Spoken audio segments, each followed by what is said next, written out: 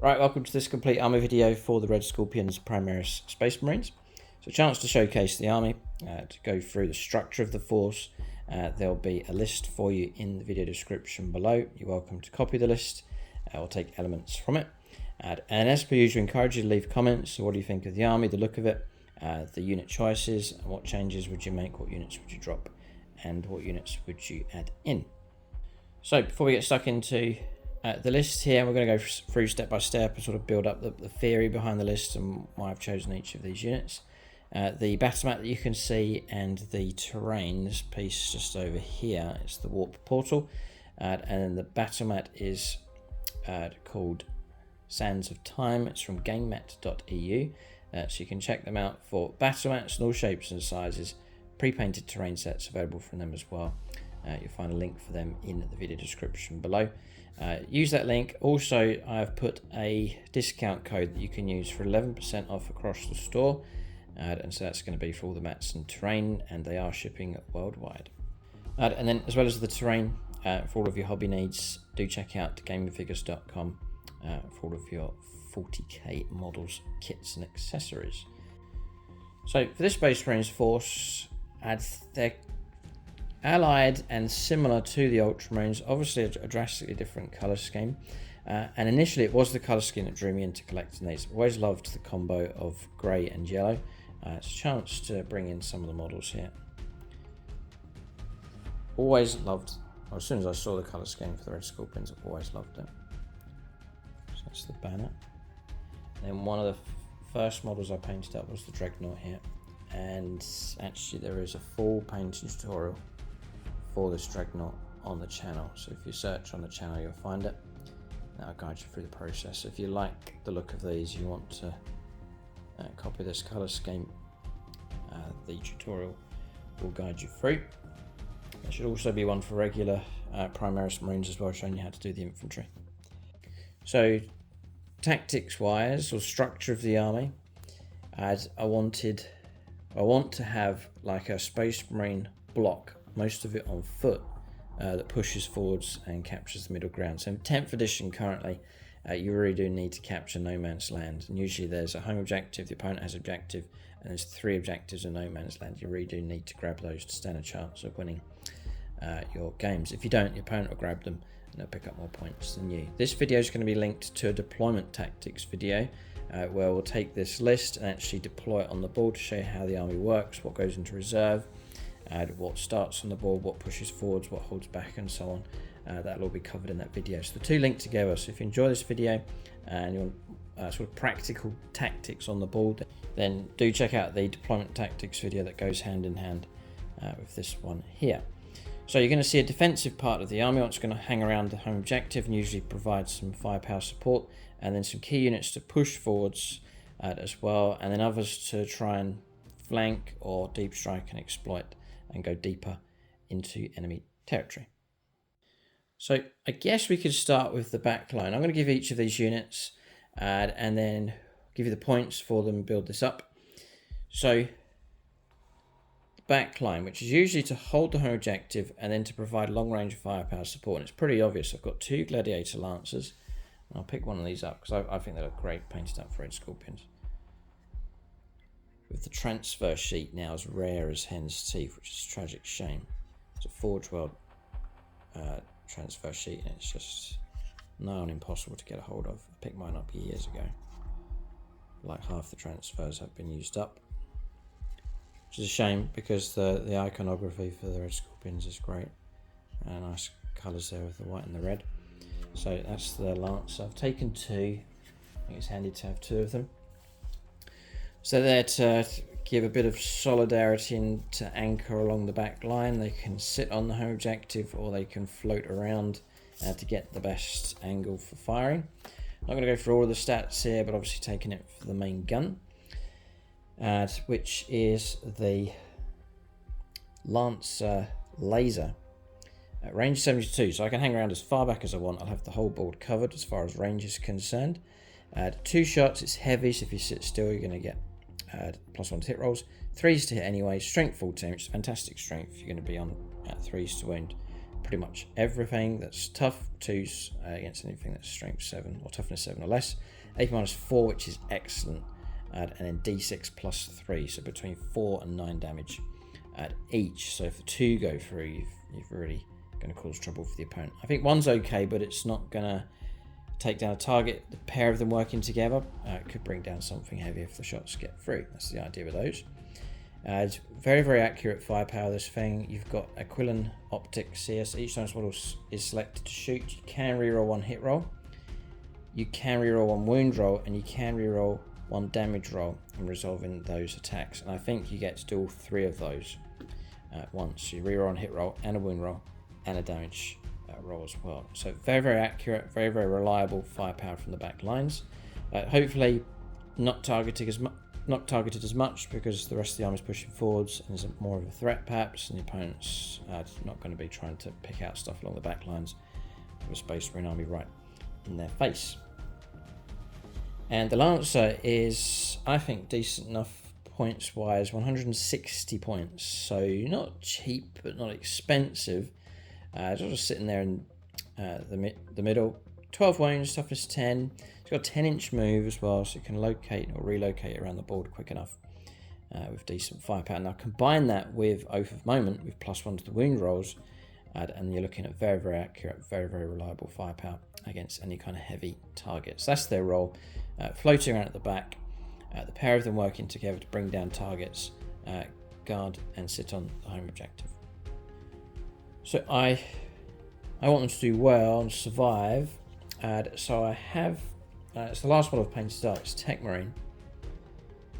And he's not strictly to hang around with them. You can see a Dreadnought, so you can sort of sit perhaps between those, perhaps even more. I'd have him hang around with the Dreadnought. I think that's going to take more flack, but that's the Techmarine, just fresh off the painted test finish, painted him last night, but there he is. Now, I have avoided giving him specific markings here. I've just blacked out his shoulder pad and knee pad and then given him sort of Techmarine markings here. Because he can float around between a few armies. I can put him with my Imperial Fists as well. So that's the idea, is he can go between different armies. But 1 Techmarine being added in. He's very cheap, 55 points for him. He can bless vehicles, repair vehicles. He can do actions at the back for me. He can guard them a little bit because he's got a little bit of shooting, a little bit of close combat. So he's useful to have around and cheap enough as well. So that's mostly the back line filled out. I may have a couple of other units hanging around, at least one, and that's Intercessors. I've got 2 squads of 5, 1 and 2, and these are just, I've kept them small. They can hang around at the back to block out like deep strikers, to stop deep strikers and flankers from coming on, getting ambushed from behind, to protect the vehicles, screen them a little bit, push a unit of Intercessors out to create a gap to stop deep strikers getting too close with firepower and close combat to my tanks. I can use them again to perform actions, mop up enemy units with grenades, bolt of firepower and close combat. So that's the idea of running 2 squads of those. They're just sort of where I need a gap filled, I can use them. I could flank with one of the units perhaps as well to pick up secondaries mid and later on in the game. So 2 squads of Intercessors, they work out at 80 points per squad of 5. It's 2 squads of 5. So that's the back line pretty much filled out. I've got firepower, I've got supporting units, I've got supporting HQ. So next up is the bulk of the army, which is designed to push out and take no man's land, and that's with firepower and close combat as per usual for 10th edition. For this Space Marine army, I wanted blocks of infantry to deliver decent firepower on the move and just to push out aggressively towards the middle of the board. That's the theme for this list. I think it has quite a good look to it. So Gravis features quite heavily, so aggressive type Gravis, and you can see it there in the form of the Aggressors. And then one of the hallmarks of this army, one of the iconic parts, is to have the 2 blocks of Aggressors. Now they're not as popular as they have been in the past. I've noticed that they can get shot up pretty quick, despite their toughness. With Gravis, I'll show you one of the models here. I really like them, and I really want to try and make them work. And there's different ways that you can have them work quite effectively on the battlefield. They are 220 points per squad. It's 220 and 220 for the other squad. I'm quite settled, especially after the last battle report, using the Boltstorm gauntlets and Fragstorm grenade launchers. Just that bit of extra range. The flamers are dangerous as well. You get less shots and shorter range, but they're better like on Overwatch and flushing units out of cover. So with Aggressors, at 5-inch move, and their weapons aren't assault. Now I'm going to stop there because the detachment I'm running is the Gladiator Task Force, and I'm rating it very highly. It's really useful, especially for an infantry force that's trying to surge forwards. You've got combat doctrines. You have 3 that you can use once during the game. You've got Devastator Doctrine, which will give you you can shoot in a turn in which it advanced. So immediately going to help out thinking of the Aggressors. Move 5 plus an advanced, you can still shoot with them. That's great as I'm trying to push forwards to the middle of the board and lay down some firepower. You've got Tactical Doctrine, which is full back shoot and charge. Again, really useful for these infantry units. And then Assault Doctrine, which is advance and charge. And if you time it right, this can really help. And if the infantry units advance together in a block, you can time it well with each of these doctrines, and it'll benefit multiple units. The enhancements are great as well, which I've taken some of those. We'll cover those in a moment. And then stratagems I think are really good as well. Storm of Fire I like, and I'm thinking of Aggressors. So in your shooting phase, one Adeptus starters unit from your army. And to the end of the phase, ranged weapons equipped with models in the unit have ignores cover. That's really useful for them trying to lay down a blanket of firepower and then reduce the chances of saves taking place. So ignoring cover. If the unit is under the effects of the Devastator Doctrine, and to the end of the phase, improve the AP by 1. So a little bit of AP minus going on with that as well. That really helps. Ignoring cover, AP minus 1, and there's a massive volume of shots coming through. Will really help them. There's others as well. There's decent stratagems. Armour of Contempt is very useful, helping keep infantry squads alive as well. So with Aggressors, I mean, they're 3 wounds each, 3 up save, toughness 6, but they are a magnet for firepower. The opponent knows they're decent enough, and then they start taking hits coming through. So the firepower, auto Boltstorm Gauntlet, 3 shots each, right? So that's 18 shots coming from a squad. Those are twin linked, 3 hit strength 4.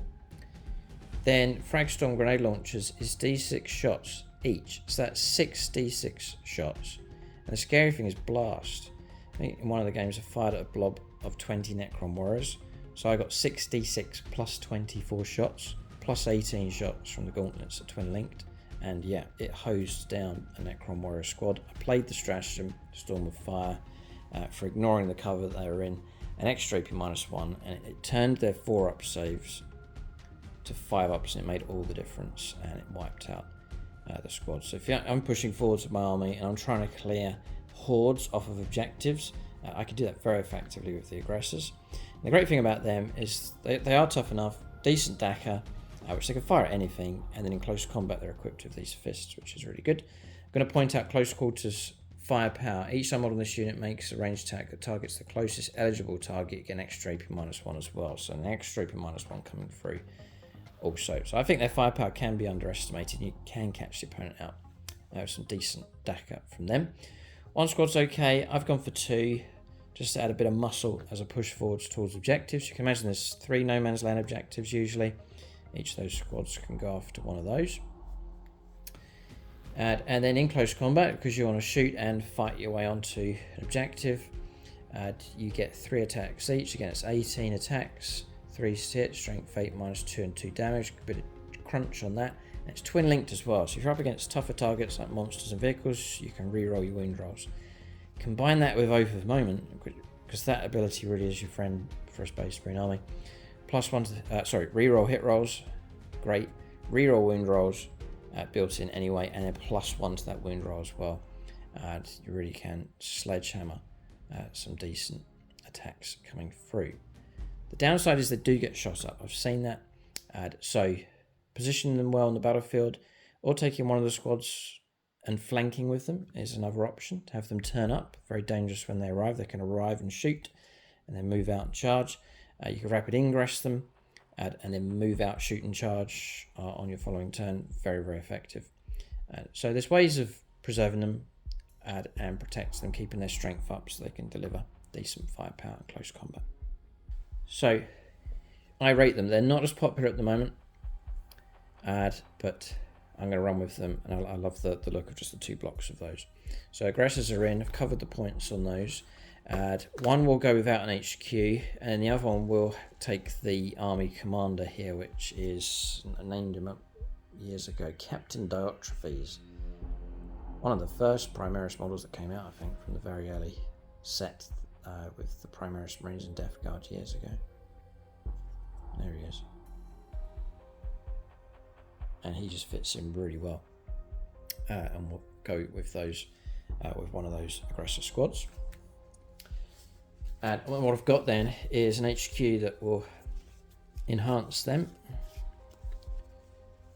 And he will do a number of things for them. So Captain in Gravis Armour. He works out at a mere 80 points. I think it's really good value. You've got 3 up save, built-in 4+ invulnerable save. You've got toughness 6. 6 wounds to get through of him. A bit of firepower, just go past that because it's not that significant. And then in close combat, the way he's configured, he takes the fist, which is the relic. No, it's not the relic fist, it's the power fist. 5 attacks, needing 2, strength 8 -2, 2 damage. Excellent.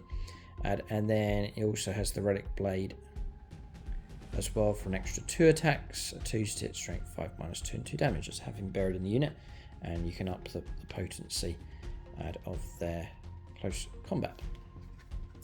You also get rights to battle, so he will reduce the CP cost of a stratagem once per battle round, so always comes in handy. Add a reroll or a command reroll, or an access to one of these stratagems, reducing it by 1, such as add Storm of Fire, for example. Armour of Contempt is quite often used for free because it's -1 CP, costs you 0, to give them the Armour of Contempt stratagem. So that's very useful to have him and that ability to do that, especially when CPs are running low. And then he's tough enough as well. Each time attack is allocated to this model, you halve the damage characteristic of that attack as well. So damage 4 becomes damage 2, damage 2 becomes damage 1. So tough enough on the battlefield. And then the way this list works, I have enough points to give him Honor Vehement. So add 1 to the attacks and strength characteristic of the bearer's melee weapon. So he goes from strength 8 to strength 9 on the fist, to strength 6 with the sword. He'll get an extra attack, not with the extra attacks, but he'll get an extra attack with a fist. It's going to take him to 6 attacks. And whilst Assault Doctrine is up and running, it's +2 to strength. So he'll get a strength 10 potentially, and 5, 6, 7 attacks with the fist. So that's fine. And I like it because you just always get it. You don't have to charge or activate. You just get it all the time. So it's built in, and it just upgrades him for the rest of the battle. So Honor Vehement is in. That's 15 points, I believe. Yeah. So I've now got my army commander, tip of the spear, to lead these sort of breakthrough, like line breaker type units up the battlefield. I've got my firepower supporting me. But I need more muscle, I need more numbers, more units pushing forwards to the middle of the board. So I'll move on to other units that we have. So we'll go in contrast then. So add to close combat muscle, we'll go to firepower, punching power here. So Hellblasters, which ever since they came out, have always been a dangerous unit. So I have them in combination with a character. So Hellblasters, I'm taking them for their firepower. So the idea of these is they will push forwards and lay down dangerous firepower and clear away units off of objectives to let other units push through. So by all means, these will push out onto an objective, but they'll clear the way first with firepower. So Hellblasters, and again, you see my infantry squads are maxing out on the size, so full squads are 6, or full squads are 10, and the idea is they can then absorb some damage, still keep at least part of their effectiveness. So Hellblasters, they look something like this. Just love the glowing blue on their weapons. They're a dangerous unit, and the opponent knows they're dangerous, so you can expect them to be targeted as well. Usual Space Marine stat line. So Plasma Incinerators. So you can go for standard shots, range 24. So it's not a backline unit, it is a unit that needs to move to the middle ground. 2 shots each. So it's not rapid fire, so whatever range you're at, you're going to get your full firepower. So 2 shots each. Add 3 hit strength 7 minus 2 1 damage. So it's like 20 shots coming from the squad. They are assault, they are heavy, so if they sit still, +1 to hit rolls. They can advance and still shoot with their weapons. Quite dynamic in that regard. And then you can supercharge with them. So they get hazardous, but they'll go from strength 7 to strength 8. 8 minus 3, which is excellent for an infantry gun. And they do get, crucially, that 2 damage. So very dangerous. And again, with Oath of Moment, reroll on hit rolls. +1 to the wound roll, makes them so much more effective. So really good firepower available from those. Then for the chapters, each time one of this unit is destroyed, you roll dice 3+, they get to shoot or fight before they're removed from play. So as they're taking casualties, they're getting extra shots for free. And that's about it with those. So what I do is stick an Apothecary with them, and this is very thematic, and probably I should have more, but Red Scorpions in the lore are renowned for taking extra and more than the usual Apothecaries. That's just the theme of them, so really I should have more of them. There may be comments below, people saying I should take like the Biologus option, like the Gravis Apothecary, which you can get, but I've got one at least. I probably should have more, but I've got one of them there in the list. So Apothecary, let's give you the points first for Hellblasters. So 220, expensive enough, but the firepower is superb with those. And Apothecary is a mere 50 points. I think I have spare points to give him Artificer Armour if there's 10 points spare at the end of this list. Artificer Armour will give him 2 up save and Feel No Pain of 5+ as well. Just a little bit of help to keep him alive, but not that significant. It means if he's the last one to die, then it means all the Hellblasters are gone. So the Apothecary then, bearing in mind, taking casualties, self-inflicting my own casualties, probably firing hazardous and losing models. You roll dice, and if you get a 1, you're a model slain. So not going to go for any of the stats for shooting or close combat, it's not why I'm taking him. And then the Nalfecium, so when this model is leading the unit in your command phase, you can restore a destroyed model to the unit. So it's likely I'm going to be taking casualties, as I mentioned, and the ability just to put models back onto the board is really good. And hopefully turn by turn you can steadily do that. And then Gene Seed Recovery, when this model's bodyguard unit is destroyed, you get a CP on 2+, just a little bonus there. But it's kind of a bonus you hope you don't have to tap into, rather see the Hellblasters stay alive throughout the game. I will take casualties through my own shooting, taking flak from the opponent, but the Apothecary's in there to restore models. And then I do have points to give him Fire Discipline. So whilst the bearer is leading the unit, ranged weapons equipped with models in the unit have sustained hits of 1. That is fantastic for a full squad of Hellblasters. Now on 6s to hit, I'm popping extra hits coming through. That is excellent. And then whilst the bearer's unit is under the effects of the Devastator Doctrine, then it becomes 5+. Really, really good. So now he's helping them with their shooting and helping to restore models. I think it's very, very useful indeed. And adding a character into units just beefs them up a little bit. Oh, hold it right, there's more actually. Oh, yes. Yeah, you can see on the right-hand side, I've also taken a lieutenant. Now, I believe you can do this. So I add my lieutenant in, should have mentioned him first. Lieutenant joins those, and then with the Apothecary, it says here, this model can be attached to the following units. Assault Intercessor, Desolation, Devastator, Hellblasters, and it lists all the squads. You can attach, and it's note, so you can attach this model to one of the above units, even if one captain, chapter master, or lieutenant model has already been attached to it. So I take the Lieutenant, and then I can still add the Apothecary in, so it's a double cheap character combo. So the Lieutenant's there to, again, further enhance the squad, and he will give them lethal hits for shooting and close combat. So now, on 6s, I'm getting lethal and popping a bonus hit coming through. So this is a really well enhanced unit. Plus, this model's unit is eligible to shoot and declare a charge in which it fell back. So if I get caught out and tapped out in close combat, bogged down, I can pull out, shoot and charge thanks to Lieutenant's ability. Those are really good abilities on cheap characters. And then he'll add his own little bit of firepower, a bit of close combat. Same with the Apothecary, it just beefs up the overall strength and size of the unit as well. But to try and enhance the Hellblasters, make them as effective as possible. And their firepower will be a danger for anything on the board. Hordes, medium, heavy infantry, light vehicles, tanks, anything on the board will find itself in trouble against a full squad of those Hellblasters. And again, I need to position them wisely. This is not a walk across the middle of the board in the open type unit.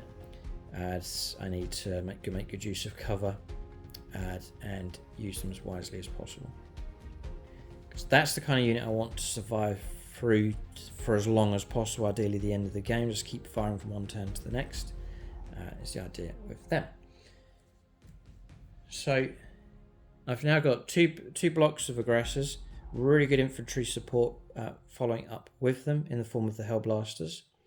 Another unit I want to use to surge forwards with a different style.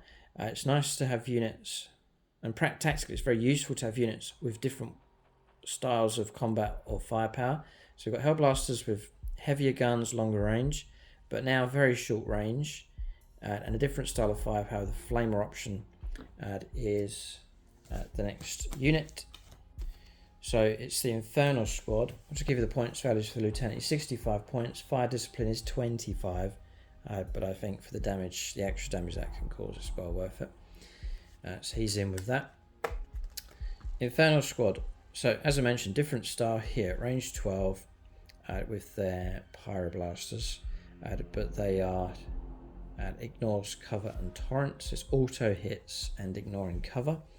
Great at short range, and we're looking at D6 auto hits. I've got a squad of 10, so that's 10 D6 auto hits at strength 5, AP 0 and 1 damage. Incendiary terror as well as battle shock tests for the opponent to make. But it's just a blanket of auto hits. Shooting phase, but also quite good at Overwatch Guardians as well. And the games I've played with them so far, they've proved to be quite useful. Again, full squad of 10. We really want to try and make them as survivable as possible. They're 180 points. And then I've had spare points to get a cheaper character, one more cheaper character, and it's the Banner. And I think thematically and the whole look of it, to have a Space Marine carrying a banner is just very cool. He's actually decent enough. The Ancient is a mere 50 points. Usually he will go with the Infernos Marines. So banner surrounded by fire. Cool theme. Again, low, I'm not taking him for any of his shooting or close combat, just for the ability of the banner here. So whilst the model's leading the unit, add 1 to the OC control. We are OC 1. We'll go to OC 2 of the whole unit. Very, very useful as I'm trying to grab these no man's land objectives. Just to give a large squad like that, just to double their OC, is very, very useful indeed.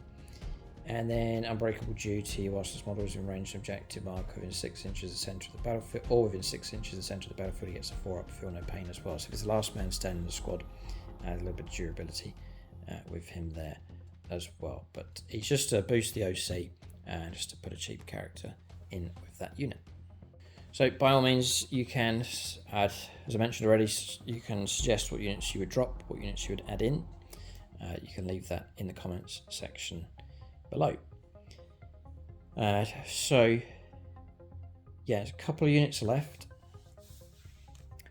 So I've got my infantry blocks to move out to the middle of the board. It's quite a substantial amount of them. And then I'm taking a couple of support units.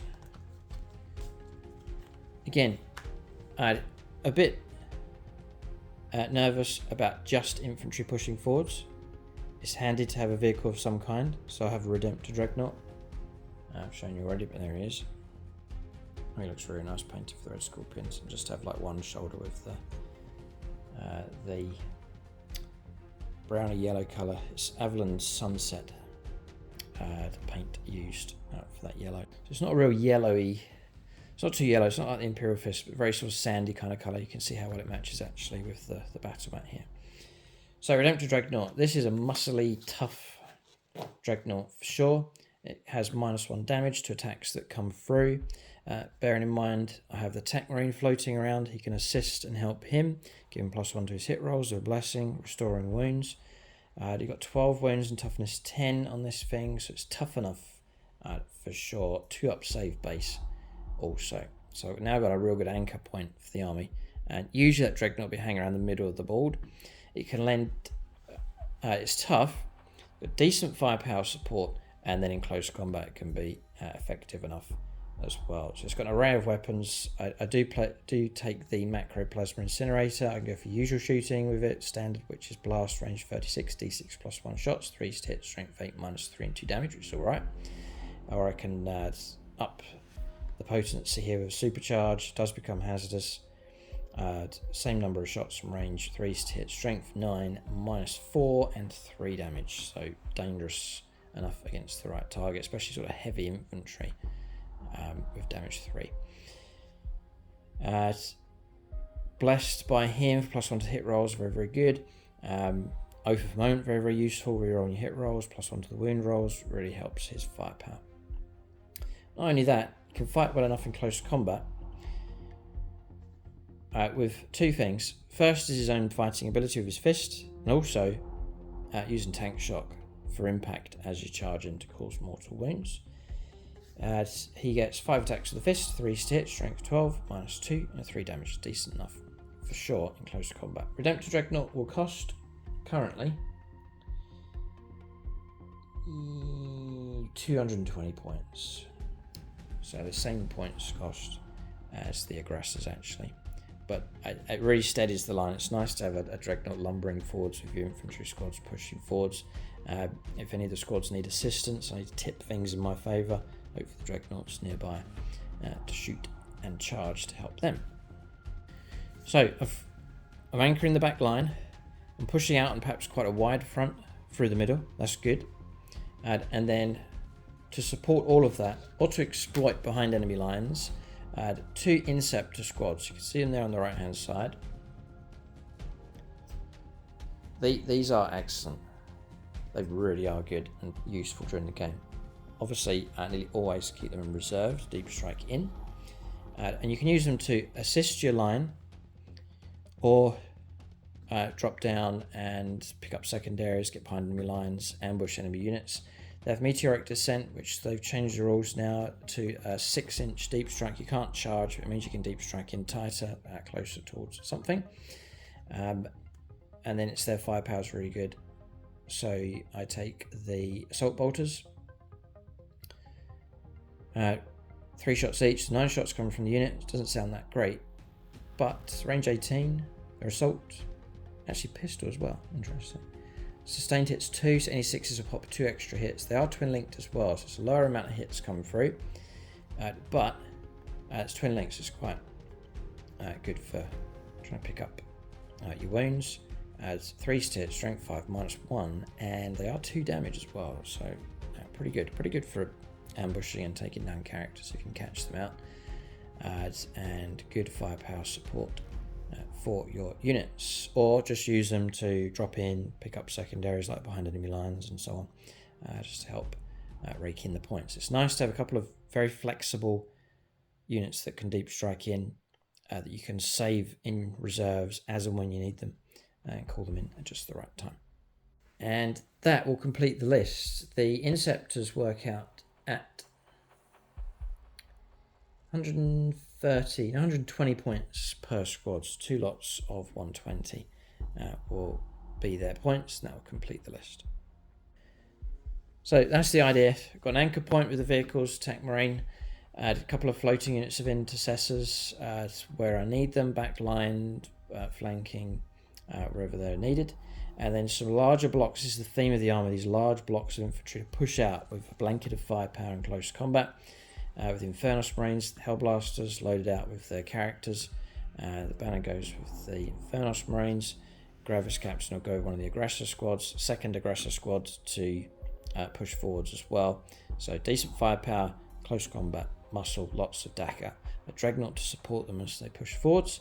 And then deep striking in with firepower support, grabbing secondaries with 2 squads of Inceptors. So I like the list, it looks and feels right, and I really rate the detachment. The Gladiator's Task Force suits these really well. But as with all of the videos in this series, it's great to hear feedback and what suggestions you would have for this army. Do check out the tutorials. I have 2 for the Red Scorpions up and running, so if you like the look of these, you feel free to copy those. Feel free to copy the list. Let us know how you get on as well. So do keep a lookout for more videos in this series. Gamingfigures.com, link for them below for all of your 40k needs. And then gamemat.eu for your battle mats and pre-painted terrain. Remember that discount code that you can use on their website. Thanks for watching. Tune in next time.